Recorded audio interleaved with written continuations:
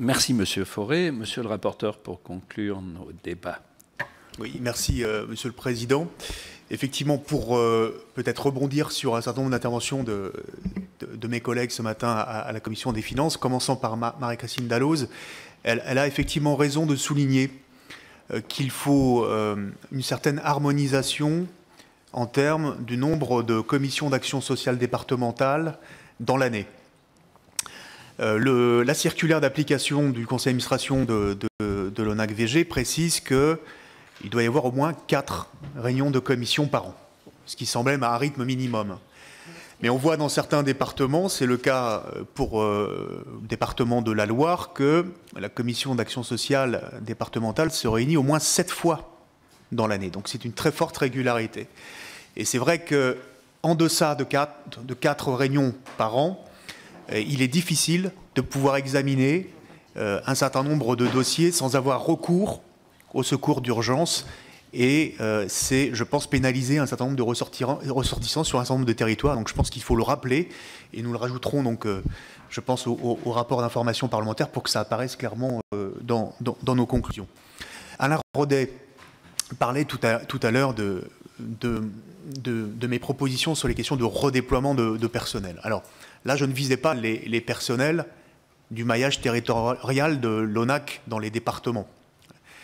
Ce que je dis, c'est qu'aujourd'hui, nous avons seulement 25% à peu près de services départementaux qui peuvent disposer de compétences d'assistants ou d'assistantes sociales. Et je pense que c'est un levier primordial. On le voit bien hein, dans l'écoute, dans l'orientation des ressortissants. Par contre, en administration centrale, il y a aujourd'hui des possibilités. L'ONAC est en train de se séparer progressivement de l'ensemble des établissements, notamment pour les personnes âgées qu'il gérait en direct. Et donc, il y a peut-être des possibilités, mais de redéploiement de l'administration centrale vers l'administration déconcentrée, voilà, dans les territoires. Hein, donc c'était plutôt le sens de mon intervention. En tout cas, le fait d'avoir dans plus de départements des assistantes sociales ou des personnels faisant office d'assistantes sociales. Il a été évoqué aussi la complexité des dossiers, c'est en train de s'améliorer, mais effectivement qui pouvait être un motif de renoncement à déposer des demandes. Effectivement, il faut être extrêmement attentif sur ce point-là. Là aussi, je crois que les assistantes sociales sont des bons conseils et souvent, elles proposent aux conjoints survivants ou aux ressortissants de pouvoir les accompagner et de les aider à remplir les dossiers. Après, il peut y avoir d'autres motifs qui font que ces dossiers ne sont pas déposés. On a évoqué tout à l'heure les chiffres, effectivement, et les montants moyens d'aides versées depuis la refonte de la politique sociale de l'ONAC. Le problème qui existe avec les chiffres qui nous ont été donnés, soit pour le gouvernement sur les 6 premiers mois, ou ceux qu'on a pu observer nous-mêmes avec Marie-Christine Dalloz sur le terrain au bout de 10 mois, c'est que ce sont des chiffres provisoires et qu'il est difficile de complètement les extrapoler. On ne pourra, comme je l'ai dit, tirer des conclusions définitives sur l'évolution de la politique sociale de l'ONAC sur le terrain qu'en fin de gestion 2016. Mais ce qu'il apparaît, c'est qu'il faut relativiser ces chiffres dans un sens. Quand Marie-Christine Dalloz dit, effectivement, il apparaît qu'au bout d'1 ou 2 commissions dans le Jura, le montant moyen versé aux conjoints survivants qui bénéficiaient de la DCS auparavant est moindre. Ce qui a été observé sur l'ensemble du territoire, c'est que dans 25% des conjoints survivants, ça s'est traduit par le fait de percevoir une aide qui était plus importante qu'en 2015.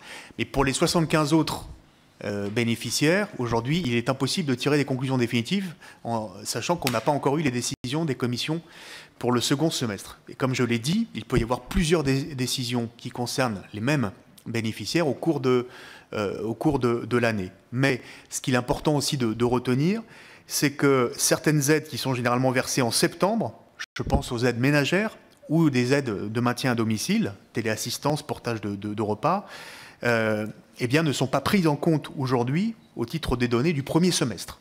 Donc c'est pour ça que je dis c'est des chiffres à manier avec précaution. Ce qu'on peut simplement tirer comme enseignement, c'est que globalement, la trajectoire, la tendance confirme que le nombre de bénéficiaires et le montant moyen est plutôt conforme à ce qu'on avait dans les années précédentes.